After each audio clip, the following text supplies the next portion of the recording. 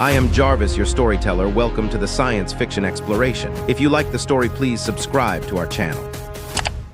Captain Juniper Blackwood stood at the helm of the ESS Horizon, her dark eyes fixed on the holographic display showing an anomalous signal emanating from the Vega sector. After 15 years of deep space exploration, she thought she'd seen everything the cosmos could offer.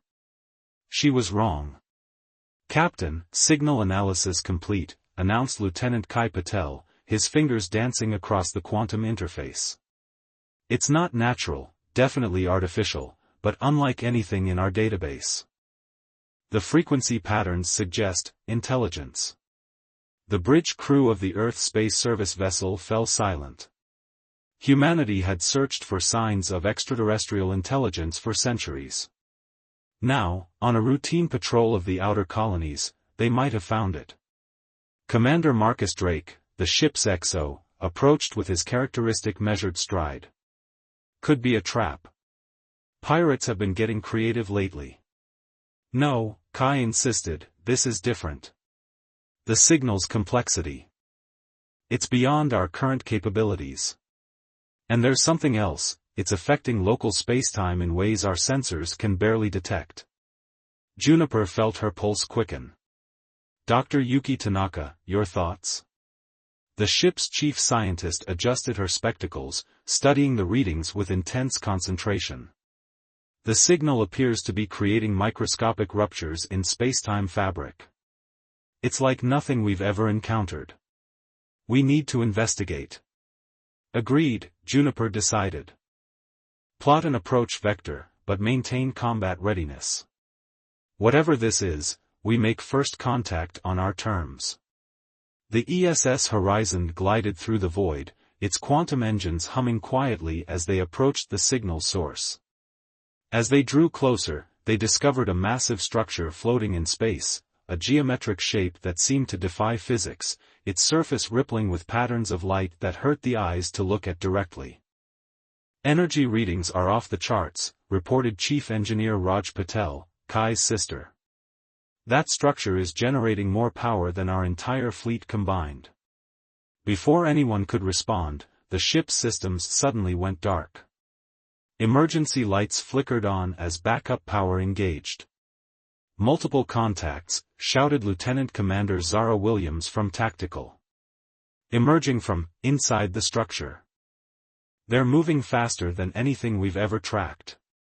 The view screen showed sleek, biomechanical vessels pouring out of the structure like insects from a disturbed hive. Their designs were organic, almost alive, with surfaces that seemed to ripple and flow. "Weapons online," Juniper ordered, but it was too late. The alien ships surrounded them in seconds, their hull technology somehow phasing through the horizon's shields as if they didn't exist. The last thing Juniper saw before losing consciousness was a brilliant purple light flooding the bridge, and tall, ethereal figures stepping through the walls themselves. Their bodies were composed of crystalline structures that shifted and flowed like liquid glass, with multiple limbs that moved with horrifying grace. She awoke in what appeared to be a laboratory, strapped to a table that pulsed with bioorganic technology. Around her, she could hear the screams of her crew as the creatures, whom she would later learn were called the Harvesters, conducted their experiments. Through the transparent walls of her cell, Juniper watched in horror as the aliens methodically dissected humans while they were still conscious, seemingly studying their nervous systems and brain patterns with cold, scientific precision. The Harvesters communicated through pulses of light that danced across their crystalline bodies, showing no reaction to their subjects' suffering. Days or weeks passed, time became meaningless in that place of horror. Juniper learned to read the patterns of the guards, waiting for an opportunity. It came when one of the younger crew members, Ensign David Chen, managed to short-circuit his restraints during a power fluctuation. In the chaos that followed, Juniper and a handful of others fought their way to an alien shuttle bay. Lieutenant Commander Williams, despite severe injuries, managed to decode enough of the alien controls to pilot one of their smaller vessels. As they fled the structure, Juniper realized with growing dread that the Harvesters weren't pursuing them. They didn't need to. The experiments had only been the beginning. The small group of survivors watched helplessly as the alien fleet emerged from the structure in force, heading straight for Earth's outer colonies. Their ship systems had been partially integrated with harvester technology during their captivity, allowing them to intercept fragments of their communications. The harvesters hadn't just found humanity, they had deemed our species an ideal subject for large-scale experimentation. Earth and its colonies would become their new laboratory unless humanity could find a way to fight back. As their stolen ship limped toward the nearest human outpost, Juniper made a vow. The harvesters had made a crucial mistake. They had shown humanity their technology, their methods, and most importantly, their complete disregard for human life. They had given their laboratory specimens the one thing that would ensure their own destruction, nothing left to lose. "Set course for Earth," she ordered, her voice steady despite the horrors she had witnessed. "It's time humanity learned what's coming for them. And may whatever gods the harvesters believe in have mercy on them, because we won't." Admiral Jackson Hayes stood before the United Earth Defense Council, his weathered face illuminated by the holographic display showing the devastation of the outer colonies. 6 months had passed since Captain Blackwood's warning, and humanity was losing badly. "The harvester ships have breached the Arcturus defense line," he reported, his voice grave. "New Damascus and Haven's Gate have gone dark. We estimate over 3 million civilians captured for their experiments." General Diana Rodriguez slammed her fist on the table. "Conventional weapons are useless against their phase shift technology. We're throwing lives away trying to fight them head-on." The room fell silent as Dr. Omar Hassan, head of the newly formed Xenological Research Division, stepped forward. He had spent months studying the data from the survivors' stolen ship. "We may have found something. The harvester's crystalline biology has a unique vulnerability. Their light-based communication system isn't just for talking, it's integral to their neural network." On the main screen, he displayed analysis of the harvester physiology. Their bodies are essentially living quantum computers, processing information through light pulses. This makes them incredibly advanced, but also potentially vulnerable to specific types of electromagnetic disruption. "How does this help us?" asked Admiral Hayes. "We can barely get close enough to engage them." A new voice joined the conversation. "That's where we come in." Captain Juniper Blackwood entered the chamber, accompanied by Lieutenant Commander Zara Williams. Both women bore the scars of their captivity, but their eyes burned with determination. "During our escape, we noticed something," Zara explained, pulling up technical data from the stolen ship. "Their phase shift technology has a critical flaw.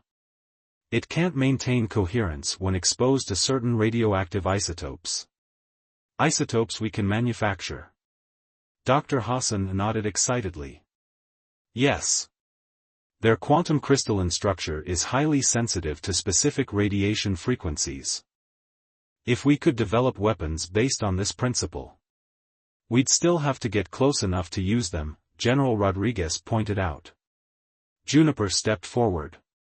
"That's why we need to change our strategy. Stop fighting like humans and start thinking like hunters. The harvesters see us as lab specimens? Let's use that against them." Over the next hours, a plan took shape.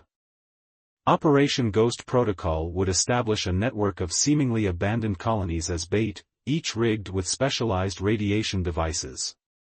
Meanwhile, Earth's remaining fleet would appear to retreat, drawing the harvesters into a false sense of security. But beneath the surface of these abandoned worlds, something else was taking shape. In hardened bunkers deep underground, Dr. Hassan and his team worked with survivors of the harvester experiments, studying the alien technology they had been exposed to. Among them was Raj Patel, whose neural implants from the harvester experiments had given her unprecedented insight into their technology. Though the procedures had left her with debilitating headaches and nightmares, she worked tirelessly to reverse-engineer their systems. "Their phase shift technology operates on principles we never imagined," she explained to Dr.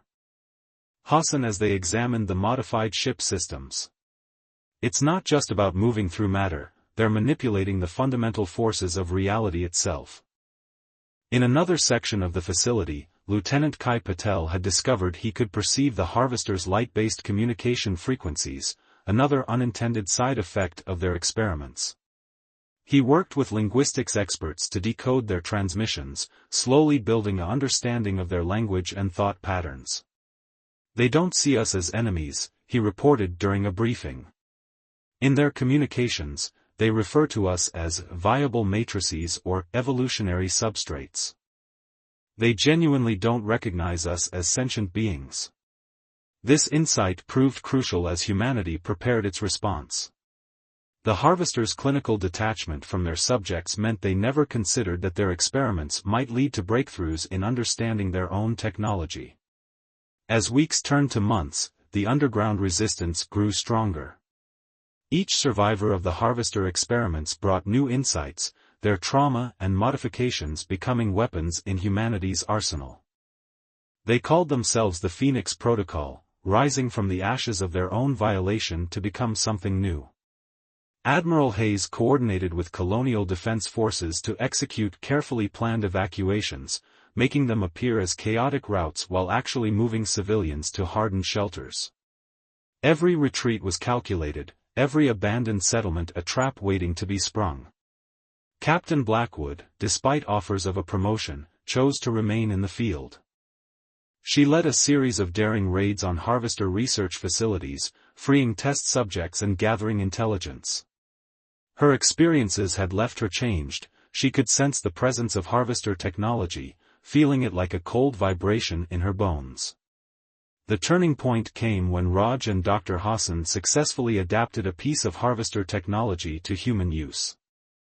The prototype device could generate localized fields that disrupted the aliens' phase shift capabilities, forcing them to remain solid and vulnerable.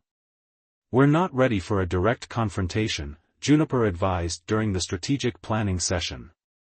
"But we can start hitting them where they least expect it. Small strikes, targeting their research facilities. Make them feel what it's like to be hunted."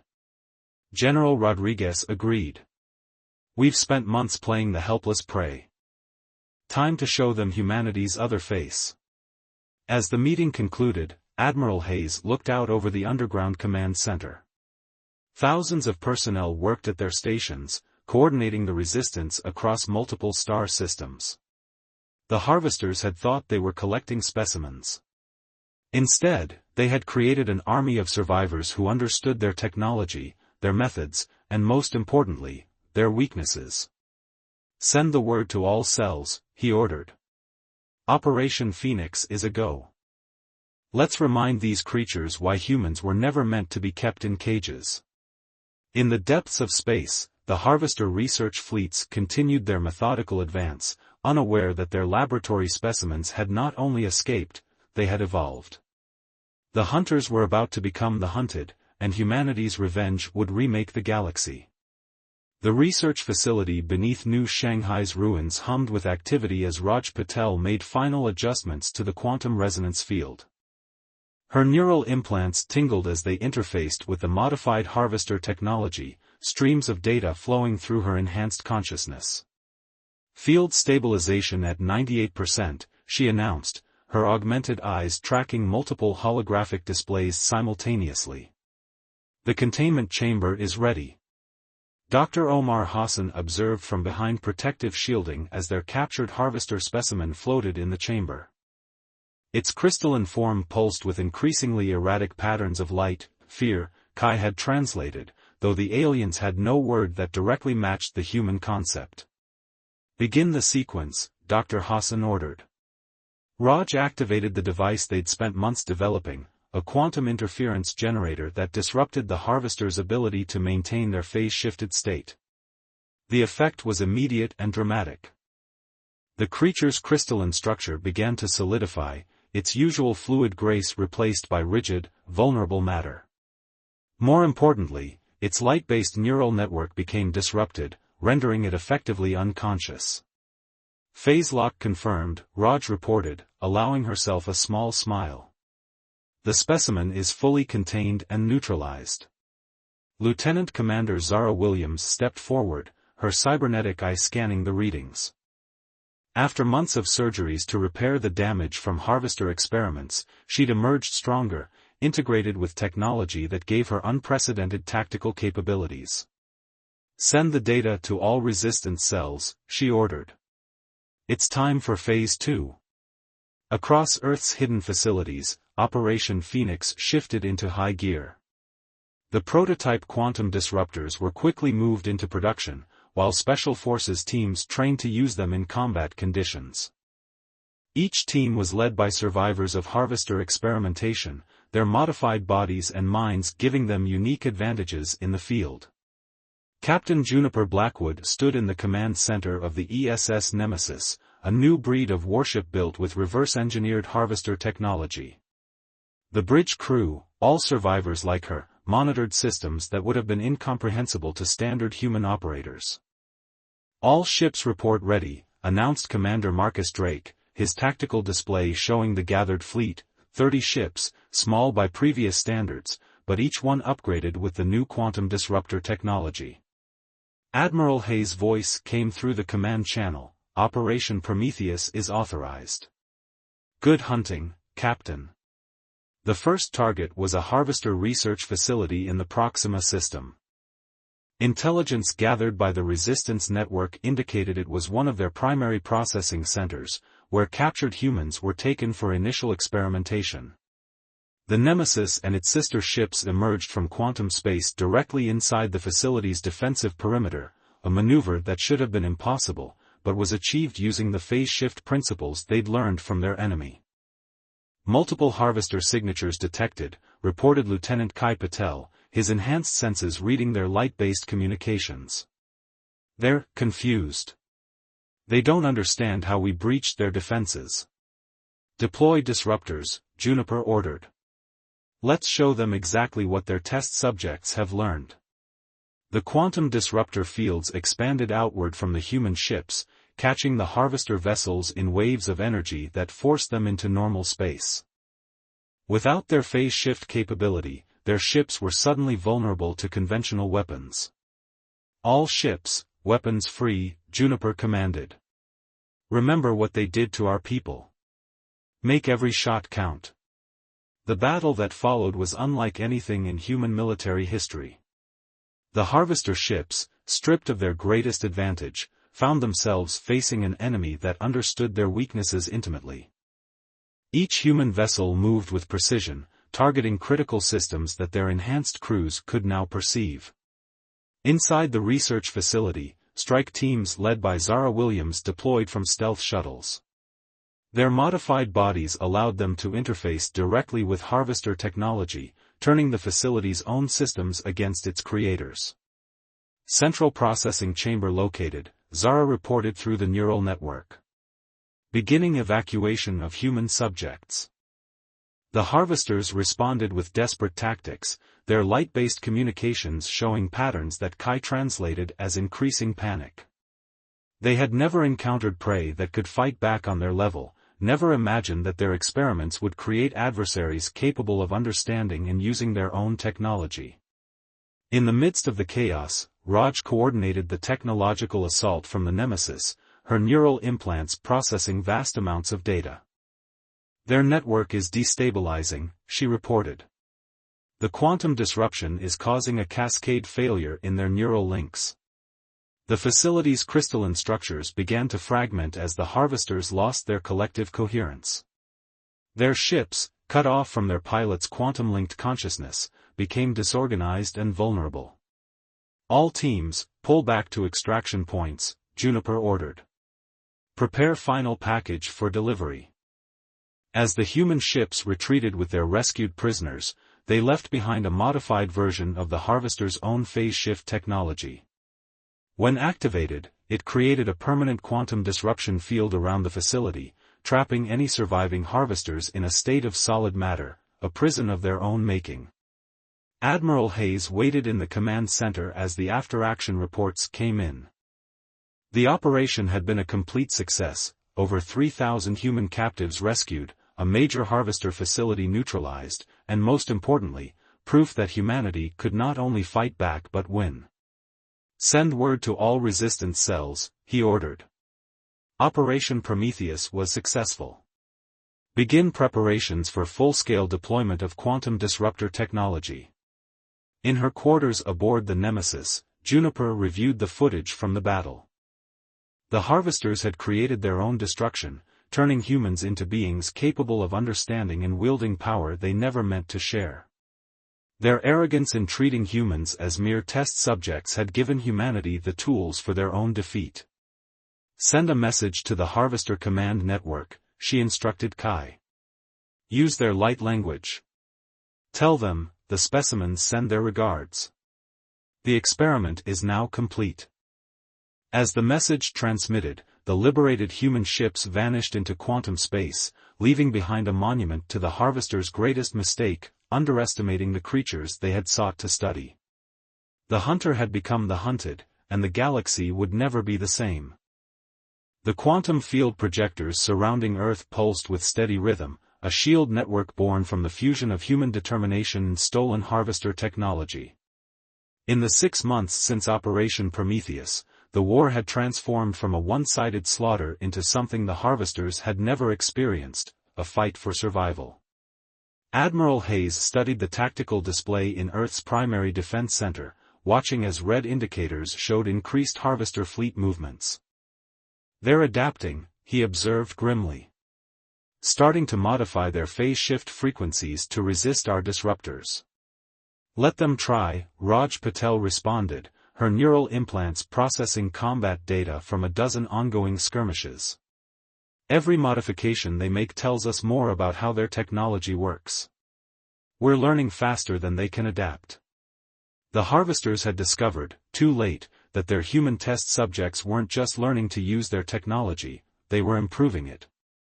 Each survivor's neural modifications provided new insights, their trauma-enhanced minds finding possibilities the aliens had never imagined. At a forward operating base near the Arcturus line, Captain Juniper Blackwood prepared for humanity's largest counteroffensive yet. The ESS Nemesis had been upgraded with prototype weapons that could target the Harvester's crystalline structure directly, disrupting their neural networks at the quantum level. Multiple Harvester capital ships detected approaching the Epsilon sector, Lieutenant Kai Patel reported, his enhanced senses detecting their light language communications. "They're different. Their patterns have changed." Dr. Omar Hassan's voice came through the neural link, transmitted from his research facility on Earth. "They're evolving, trying to overcome their biological limitations. Our attacks have forced them to accelerate their own development." The main viewing screen showed the approaching Harvester fleet. Their ships had changed, becoming more angular, their once fluid crystalline forms now sharp and aggressive. They moved differently too, with a predatory grace that spoke of desperation and rage. "All ships, battle formations," Juniper ordered. "They're not the only ones who've evolved." The human fleet engaged, but this battle was different from previous encounters. The Harvesters had learned from their defeats, developing countermeasures against the quantum disruptors. Their ships phased in and out of reality at varying frequencies, making them harder to lock down. In the midst of the chaos, Commander Marcus Drake noticed something crucial. Their new configurations, they're sacrificing efficiency for raw power. They're burning through energy reserves faster than ever. Lieutenant Commander Zara Williams, coordinating the ground forces preparing to retake the outer colonies, saw the opportunity immediately. "They're overextending themselves. All that power comes at a cost." The battle raged across multiple star systems as humanity pressed its advantage. The Harvesters, for the first time in their history, found themselves facing an enemy that could match their technological sophistication while exceeding their tactical adaptability. On Earth, Dr. Hassan made a startling discovery while analyzing the latest combat data. "Their biological structure is becoming unstable," he reported to Admiral Hayes. "The modifications they're making to counter our weapons are affecting their neural cohesion. They're literally burning themselves out trying to keep up." The tide turned when a harvester capital ship, its crystalline structure strained by its own enhanced capabilities, suffered a catastrophic quantum cascade failure. The resulting explosion created a chain reaction through their neural network, temporarily stunning nearby vessels. "All ships, concentrate fire on their command nodes," Juniper ordered. "Their need to maintain neural links is becoming a weakness. Isolate and destroy." The human fleet pressed forward, their attacks now precisely targeted to disrupt the Harvester's collective consciousness. Ships crewed by survivors used their neural modifications to track and predict enemy movements, while ground teams led by Zara systematically liberated colony after colony. In their desperation, the Harvesters attempted a direct assault on Earth itself. Their remaining capital ships, pushing their modified systems to the breaking point, launched a massive phase shift jump directly toward the heart of human space. They emerged to find themselves trapped in an elaborate web of quantum fields, their every attempted adaptation predicted and countered by the very beings they had created through their experiments. "Message from the Harvester fleet," Kai announced, his expression grim. "They're requesting communication." For the first time in the conflict, the Harvesters attempted to negotiate. Their light language carried patterns that spoke of confusion and fear, emotions they had never expected to experience, especially not toward their former test subjects. Admiral Hayes stood before the quantum communication array as Kai translated. The Harvester message was simple: they offered to withdraw, to leave human space forever in exchange for their survival. "Tell them this," Hayes responded, his voice carrying the weight of humanity's collective suffering and triumph. "We've learned much from their experiments. Perhaps the most important lesson is this: evolution isn't just about survival. It's about adaptation, about becoming something greater through adversity." The message was sent, followed by a coordinated barrage that shattered the remaining Harvester fleet. Their crystalline ships exploded in cascading waves of quantum energy, a display that marked the end of their dominion over human space. In the aftermath, as rescue teams began the process of recovering and treating the last of the Harvester captives, Juniper stood on the bridge of the Nemesis, watching the debris field that had once been their tormentors' proud armada. They never understood what they were creating, she mused, her enhanced senses detecting the fading quantum echoes of the Harvester ships. They thought they were studying a lesser species, but they were forging their own replacement. Admiral Hayes's final message to the defeated Harvesters would be recorded in human history as the epitaph of the First Interstellar War: "You sought to understand human potential through experimentation. Instead, you gave us the tools to surpass you. Consider your research complete." 10 years after the Harvester War, Earth had changed in ways no one could have predicted. The integration of crystalline technology with human biology had created something entirely new, a civilization that straddled the boundary between organic and quantum existence. Captain Juniper Blackwood, now director of the Interstellar Exploration Initiative, stood in the observation dome of humanity's first quantum space station. Below her, Earth glowed with the ethereal light of crystalline cities, where modified humans lived alongside pure strains who had chosen to remain unaugmented. The deep space probes have detected no sign of Harvester activity in any neighboring sectors, reported Admiral Zara Williams, her cybernetic systems now so advanced they were barely distinguishable from Harvester technology. "It seems they've honored their retreat. They fear us now," Kai Patel added, his ability to read quantum signatures having evolved far beyond simple light language translation. "Their remaining colonies have developed defensive technologies, but they're not expanding anymore. We broke something fundamental in their society." Dr. Omar Hassan approached, accompanied by Raj Patel. The years of research into Harvester technology had transformed them both. Omar's eyes now held the same crystalline gleam as the aliens they had defeated, while Raj's neural implants had evolved into a quantum network that could process information across multiple dimensions. "The latest generation of modified humans is showing remarkable stability," Omar reported. "The integration of crystalline technology with human DNA has become self-sustaining. We're seeing children born with natural quantum abilities. Juniper watched as a group of these children played in the station's zero-gravity chamber, their partially crystalline forms shifting and glowing as they communicated through light patterns while simultaneously using verbal speech. They represented the future, a humanity that had taken its enemies' weapons and turned them into tools for evolution. The indigenous species on HD 789 have accepted our diplomatic overtures, Admiral Hayes announced as he joined the group. Though retired from active service, he remained a key advisor in humanity's expansion into the galaxy. They were impressed by our commitment to protecting developing civilizations from exploitation. The irony wasn't lost on any of them. Humanity, once victims of advanced aliens who saw them as mere test subjects, had become guardians of less developed species. The trauma of the Harvester War had instilled a deep ethical commitment to preventing history from repeating itself. Commander Marcus Drake, leading the diplomatic corps, shared his latest findings. We've identified 3 more pre-spaceflight civilizations in neighboring sectors. The quantum shield network is already being extended to protect their systems.